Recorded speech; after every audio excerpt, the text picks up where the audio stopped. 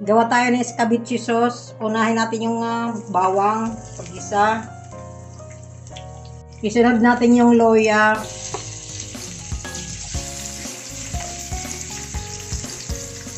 Isunod natin yung cornstarch para magmalapot siya. Isunod natin yung carrots. Isunod natin yung bell pepper. Lagyan natin ng kaunting toyo lang. Natin yung sibuyas para hindi siya malaga. Lagyan natin kaunting magic sarap para sumarap nga. Yan guys, luto na yung escabeche sauce natin. Yan guys, ang escabeche ko, sweet and sour. Ready to eat na. Ayan o.